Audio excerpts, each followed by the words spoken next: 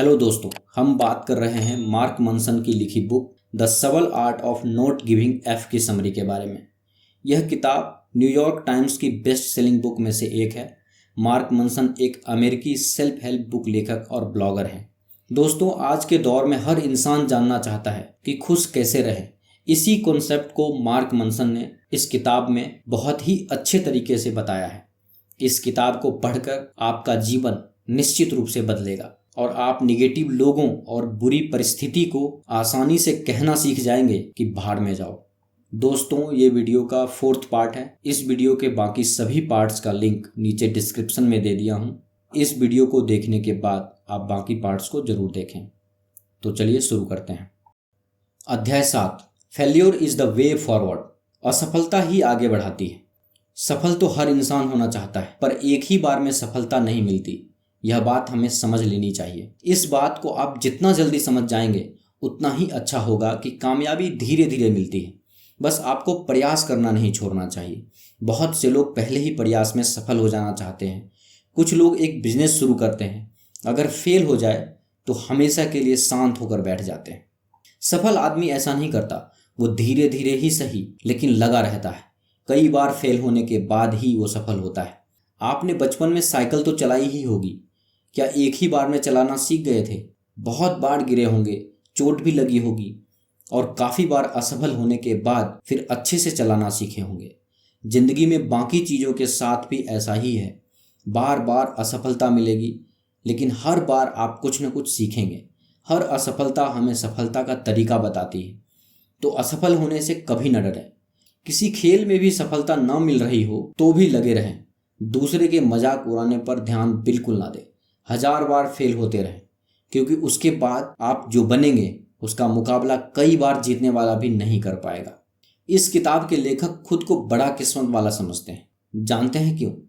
जब वे ग्रेजुएट हुए थे तो उस वक्त ग्रेट रिसेशन चल रहा था। उनकी रूममेट 3 महीने का भाड़ा उनके सर पर डालकर गायब हो गई। अब लेखक को इन चीज़ों से निपटने में मुश्किल तो आई, मगर उन्होंने कोशिश की कि उनके सर ज़्यादा कर्ज न चढ़े। वे खुद को खुशकिस्मत समझते हैं क्योंकि उन्होंने फेलियर होने के बावजूद इस दुनिया के तौर तरीके सीख लिए थे। उन्हें हर चीज़ का एक्सपीरियंस हो चुका था, क्योंकि वे पहले से ही रॉक बॉटम में थे। अब उससे और बुरा क्या हो सकता था?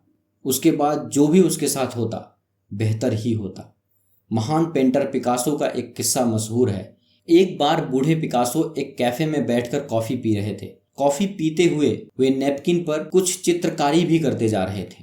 चित्र बना लेने के बाद वे उसे फेंकने ही जा रहे थे कि वहां बैठी एक औरत ने उनसे उस नैपकिन को खरीदने की गुजारिश की। पिकासो मान गए और बदले में $20,000 मांगे। वो औरत उस छोटे से नैपकिन की इतनी बड़ी रकम सुनकर हैरान हो गई। उसने इतने पैसे देने से मना कर दिया और कहा कि इसे बनाने में तो उन्हें सिर्फ 2 मिनट लगे हैं। इस पर पिकासो ने जवाब दिया कि उन्हें चित्रकारी सीखने में 60 साल लग गए थे, ना कि 2 मिनट। कहने का मतलब है कि इस लायक बनने के लिए वे न जाने कितने संघर्ष किए होंगे, कितनी बार फेल हुए होंगे, हारे होंगे। उन्होंने कोशिश जारी रखी होगी इतना महान बनने के लिए, क्योंकि सफलता एक दिन में नहीं मिलती। तो देखा दोस्तों, असफलता ने ही पिकासो को इतना महान बनाया था। इसलिए असफलता से कभी न घबराएं। बच्चे कभी भी चलने की कोशिश करना नहीं छोड़ते, फिर चाहे वो 1000 बार ही क्यों न गिरे, क्योंकि उन्हें अभी इस बात का इल्म नहीं है कि फेल होना क्या होता है। हम में से बहुत से लोग फेल होने से बहुत डरते हैं, मगर सच तो ये है कि बिना फेल हुए या बिना ठोकर खाए आप सफल हो ही नहीं सकते। कहते हैं इंसान तब नहीं हारता जब उसे असफलता मिलती है, बल्कि इंसान तब हार जाता है जब वह खुद अपने आप को हारा हुआ व्यक्ति मान लेता है। इसलिए असफलता का डर अपने में हावी ना होने दे। अपने गोल ऐसे चुने कि आप उन्हें कंट्रोल कर सकें, ना कि वो गोल आपको कंट्रोल करे। क्योंकि अगर अपने गोल पर आपका पूरा कंट्रोल नहीं होगा तो वो आपको निश्चय ही कंट्रोल करेगा। जिंदगी दर्द का दूसरा नाम है। ये आपको सिखाता है कि आप कैसे और बेहतर बने, फिर चाहे ये कितना ही डरावना क्यों ना हो। दर्द को अपने जीवन में आने दे। ये आपको और भी मजबूत बनाएगा। अगर आप कुछ हासिल करना चाहते हैं लेकिन उसके लिए पूरी तरह से मोटिवेटेड नहीं हैं, तो सोचिए कि आप जीतने नहीं हारने वाले हैं। खुद को हारा हुआ पहले से ही महसूस कर लीजिए। मोटिवेशन क्या है? मोटिवेशन बस एक कल्पना मात्र है। एक ऐसा लूप जिसका कोई छोर ही नहीं है। तो सच में मोटिवेट होने के लिए आपको इसके लिए काम करना पड़ेगा, तभी जाकर आप सच में कुछ हासिल करने के लिए पूरी तरह से मोटिवेट हो पाएंगे। इसी को लेखक ने डू समथिंग प्रिंसिपल कहा है। अध्याय 8, the importance of saying no, ना कहने का महत्व। दोस्तों, हम में से बहुत से लोग हमेशा दूसरों को खुश करने की कोशिश करते रहते हैं। आपने कई लोगों को देखा होगा जो हमेशा हाँ कहते हैं।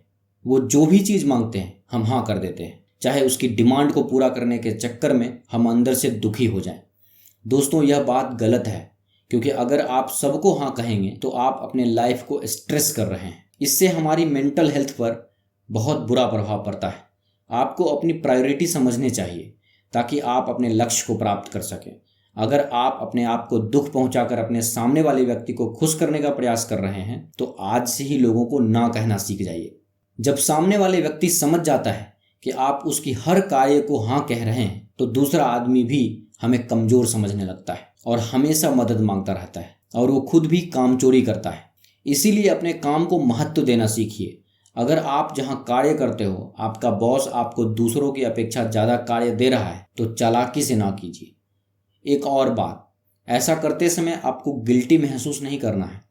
एक बात आपको ध्यान में रखनी है कि अगर किसी का जेन्युइन रीज़न है तब आप हाँ जरूर कहें, पर जो व्यक्ति आपका गलत फ़ायदा उठा रहा है उसका आपने कोई ठेका नहीं लेकर रखा है, इसीलिए आप उस कामचोर व्यक्ति को ना कहें। लेखक यहाँ एक और उदाहरण देते हैं जिससे आपको अच्छे से समझ में आ जाएगा कि यह अध्याय आपको समझाना क्या चाहता है। आपने कई ऐसे रिश्ते देखे होंगे जहां लड़की लड़के से गिफ्ट की डिमांड करती है। इन हालातों में लड़के को ना कहने का महत्व समझना चाहिए और देखना चाहिए कि उनका प्यार कितना गहरा है। प्यार में अंधा नहीं होना चाहिए, बल्कि आपको रिश्ते को समझना है। ऐसे ही लड़कों को समझने के लिए लड़की भी उसकी बातों से समझ सकती है कि लड़का विश्वास करने योग्य है या नहीं। अगर आपका रिश्ता सच्चा है तो इसे कोई भी नहीं तोड़ सकता। कुछ रिश्ते सिर्फ इस्तेमाल कर रहे होते हैं अपने फायदे के लिए, इसीलिए इस अध्याय में आप अपने रिश्तों की गहराई को नाप सकते हैं। हर बात अपने माँ बाप की ना माने, लेकिन पॉजिटिव सेंस में। माँ बाप अपने सपने की जिम्मेदारी अपने बच्चों के कंधे पर डाल देते हैं। वे अपने बच्चों से कहते हैं तुम्हें डॉक्टर या इंजीनियर ही बनना है। बच्चों को अपने माँ बाप को समझाना आना चाहिए। अगर आप डॉक्टर या इंजीनियर नहीं बनना चाहते हैं तो अपने माँ बाप के सपने को पूरा करने में ना लग जाएं। आपको अपने माता पिता को समझाना ही होगा कि डॉक्टर या इंजीनियर के अलावा भी कई ऐसे प्रोफेशन हैं जिसमें आपका भविष्य सिक्योर रहेगा और जिसमें आपकी रुचि भी है, जो आपके खुद के सपने हैं। आपको सही दिशा चुननी है जिससे आप भविष्य और वर्तमान दोनों समय को अच्छे से बिता पाएंगे। अपनी खुशी को महत्व देना सीखें ताकि आप अपने जीवन में खुश रह सकें। कोई दूसरा आपके बारे में क्या सोचता है उससे आपको फर्क नहीं पड़ना चाहिए। आपको अपने मन में कहना है भाड़ में जाओ। लेखक कहते हैं रोमियो और जूलियट की लव स्टोरी सबको पसंद है, लेकिन अगर हम कहें कि ये कोई खास कहानी नहीं है तो क्या आप जानते हैं कि रोमियो और जूलियट के घर वाले एक दूसरे से नफरत करते थे। बावजूद इसके दोनों को प्यार हो गया। दोनों ने शादी करने का फैसला किया और जब ये बात उनके घर वालों को पता चली तो उन्होंने ये शादी तोड़ने की पूरी कोशिश की। तो जूलियट ने एक तरह का जहर पी लिया जिससे वो पूरे 2 दिन तक सोती रही। ये बात रोमियो नहीं जानता था। उसे लगा जूलियट ने सुसाइड कर लिया है तो उसने भी जहर खाकर अपनी जान दे दी। 2 दिन बाद जब जूलियट नींद से जगी तो उसे रोमियो की मौत के बारे में पता चला और फिर उसने भी सुसाइड कर लिया। कितनी वाहियात कहानी है। इसमें आदर्श बनने जैसा कुछ भी नहीं है। 2 लोग बेवजह ही अपनी जिंदगी बर्बाद कर लेते हैं। कुछ बुद्धिजीवियों का मानना है कि शेक्सपियर ने यह कहानी सिर्फ ये बताने के लिए लिखी है कि प्यार करना कोई अक्लमंदी का काम नहीं है। सच बात तो ये है कि जब 2 लोग जिंदगी की परेशानियों से बचने के लिए प्यार का सहारा लेते हैं तो ऐसे रिश्ते में कोई दम नहीं होता। ऐसे लोग प्यार के नाम पर सिर्फ एक दूसरे का इस्तेमाल करके अपनी मुसीबतों से पीछा छुड़ाना चाहते हैं और कुछ नहीं। वहीं जिनका प्यार सच्चा होता है वे अपनी परेशानियों से वाकिफ होते हैं और अपने साथी के साथ मिलकर उन परेशानियों का हल ढूंढते हैं। वे मुसीबतों से भागते नहीं बल्कि उनका मुकाबला करते हैं। हर रिश्ता एक दायरे में ही निभाया जा सकता है। अपनी परेशानियों को स्वीकार करना सीखें क्योंकि वे आपकी जिम्मेदारी है और उनका हल आप ही निकाल सकते हैं। क्या आप जानते हैं कि इनकार करना भी बहुत फायदेमंद होता है। ये जरूरी नहीं कि आप हर चीज में हाँ बोलें, कभी कभी ना बोलना ही सही रहता है। अब जो लोग आपको पसंद नहीं है तो नहीं है, यह आपकी मर्जी है कि आप किसे अपना दोस्त चुनते हैं। आपको रिजेक्ट करना सीखना ही होगा। जो लोग हर बात में हाँ बोलते हैं वे असल में कोई भी सही राय नहीं बना पाते। किसी एक ही रिश्ते को या एक ही करियर में अपना सब कुछ दे देना वाकई में खास होता है, और ये तभी होता है जब आप दूसरों को रिजेक्ट करते हैं। जैसे हम पहले भी कह चुके हैं, किसी चीज की कीमत तभी महसूस होती है जब आप परवाह नहीं करते। किसी भी रिश्ते में जब आप झूठ का सहारा लेते हैं तो वो रिश्ता ईमानदार नहीं रहता। अपने पार्टनर की झूठी तारीफ करके भले ही आप उसकी खुशामदी कर लें, मगर वो सरासर झूठ होगा। इससे तो बेहतर है कि अपने साथ और अपने पार्टनर के साथ ईमानदार रहें। अगर आपको अपने साथी की कोई बात पसंद नहीं आती तो मुंह पर कहें और उससे भी इसी ईमानदारी की उम्मीद करें। एक दूसरे की कमियां बताकर ही हम कमियों को दूर करने की कोशिश कर सकते हैं, ना कि छुपाकर। रिश्तों में खटपट होना भी लाजमी है, इससे भरोसा मजबूत होता है। ये जरूरी भी है। कोई इंसान प्यार में तभी धोखा देता है जब कोई दूसरा इंसान उसे अपने रिश्ते से भी ज्यादा इंपॉर्टेंट लगने लगता है। उसकी कोई ऐसी जरूरत है जो उसके पार्टनर के बजाय दूसरा इंसान पूरी कर रहा हो। ऐसे रिश्ते का फायदा ही क्या है जहां आपको धोखा देना पड़े, अपने पार्टनर से झूठ बोलना पड़े। अगर आपका पार्टनर आपके साथ अपनी फीलिंग्स शेयर करने से कतराता है तो वो रिश्ता सिर्फ और सिर्फ झूठ पर टिका हुआ है, उसमें कोई दम नहीं है। और ऐसे रिश्ते में आप कभी भी आंख बंद करके यकीन नहीं कर सकते। अध्याय 9, एंड देन यू डाई। अंत में हर कोई मर जाता है। दोस्तों, सब लोग दौलतमंद बनना चाहते हैं और उसी की भाग दौड़ में जी रहे हैं। कभी आपने सोचा है कि जिस सफलता के पीछे आप रात दिन भाग रहे हैं उसे पा लेने के बाद क्या होगा? आप अपने आप से एक सवाल कीजिए, सफल होने के बाद मेरी आयु बढ़ जाएगी क्या? क्या मैं सफल होने के बाद हैंडसम लगूंगा? क्या आप अपने बीते हुए समय को वापस लेकर आ पाएंगे? इन सब सवालों के लिए आपका उत्तर आएगा नहीं।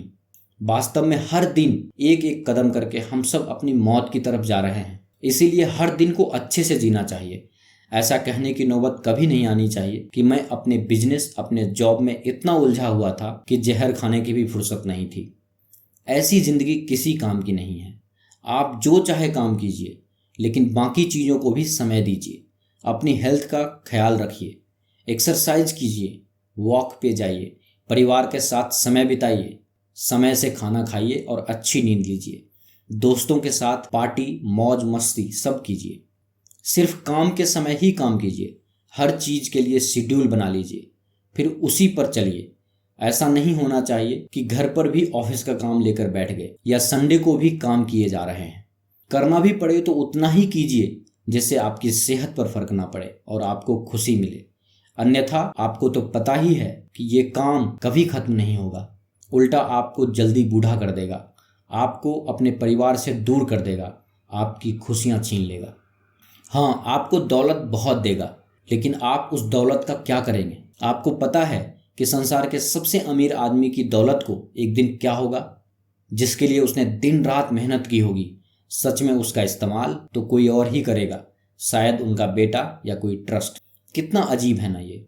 इसी तरह आप भी इतने ही महत्वाकांक्षी बनिए जो आपको खुशी दे सके, ना कि खुशी छीन ले, क्योंकि एक दिन हम सब इस दुनिया से चले जाएंगे, सब कुछ यहीं छोड़कर। इसी से हम यह भी सोच सकते हैं कि हम ये एंग्जाइटी या डिप्रेशन क्यों पाल लेते हैं। वैसे ही कुछ सालों में मर ही जाना है, तो तब तक क्यों ना खुश होकर जी लिया जाए। लेखक के एक दोस्त थे जिनका नाम था जॉस। एक दिन जब दोनों एक पार्टी में गए हुए थे तो जॉस ने अचानक एक ऊंची जगह से छलांग लगाने की सोची। वो जगह इतनी ऊंचाई पर थी कि कोई भी वहां से कूदने की नहीं सोच सकता था। लेकिन हाँ, शराब के नशे में तो कोई उस जगह से कूदने का ख्याल दिल में ला सकता था। तो शराब के नशे में जॉस भी यूं ही मजाक में वहां से नीचे कूद गया। जहां से वो कूदा था उसके नीचे एक बड़ी सी झील थी। वो सीधा उस झील में गिरा और पानी में डूबकर मर गया। इस घटना का असर लेखक के दिमाग पर इतना गहरा पड़ा कि पूरे 12 सालों तक वे इसके गम में डूबे रहे और गहरे डिप्रेशन में चले गए। एक दिन उन्होंने सपने में देखा कि जॉस उसे कह रहा था, तुम्हें मेरे मरने की इतनी चिंता क्यों है, जबकि खुद तुम हर दिन मर मर कर जी रहे हो। लेखक को तब एहसास हुआ कि जो जॉस के साथ हुआ उसे लेखक बदल नहीं सकते थे, वो उनके हाथ में नहीं था। फिर भी वो खुद को उस चीज के लिए जिम्मेदार समझकर खुद अपनी जिंदगी बर्बाद कर रहे थे, क्योंकि मौत पर किसी का बस नहीं है, वो तो एक दिन सबको आनी है। मगर उसके डर से हम सब अपने आज को जीना नहीं छोड़ सकते। अपने दोस्त की मौत ने लेखक को असल में एक ज़्यादा जिम्मेदार और बेहतर इंसान बना दिया। जिंदगी की सबसे बड़ी हकीकत, मौत ने उसे जीना सिखा दिया। बेशक लेखक की जिंदगी में अभी भी कई इनसिक्योरिटीज थी, मगर फर्क ये था कि वो अब उनकी परवाह नहीं करते थे। उन्हें पता चल चुका था कि जिंदगी 2 पल की मेहमान है, इसीलिए क्यों ना हर पल खुश रहकर जिया जाए। हम सब मौत से डरते हैं, मगर भूल जाते हैं कि मौत को टाला नहीं जा सकता। अगर मौत ना हो तो जिंदगी की अहमियत ही क्या है। मौत का डर दिल से निकालकर हर पल को भरपूर जीना ही तो जिंदा दिली है। मगर सबसे अहम बात है कि मरने से पहले हम कैसे जिए, कि दुनिया हमें मरने के बाद याद रखे। एक थ्योरी है जिसे बटरफ्लाई थ्योरी कहते हैं, जिसके अनुसार किसी तितली के अफ्रीका में अपने पंख फरफराने से फ्लोरिडा में हरिकेन आ सकता है।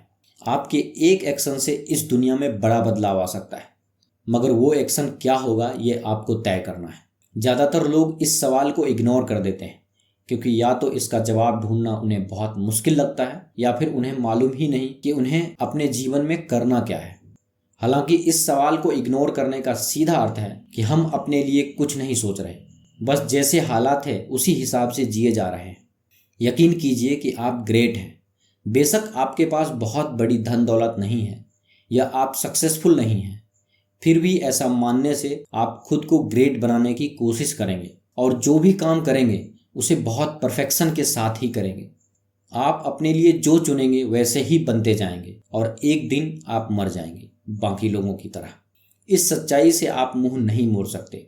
बस याद रखिए कि मौत उसी को आती है जो जिया हो। खुद को खुशकिस्मत समझिए कि आपको जीने का मौका मिला था।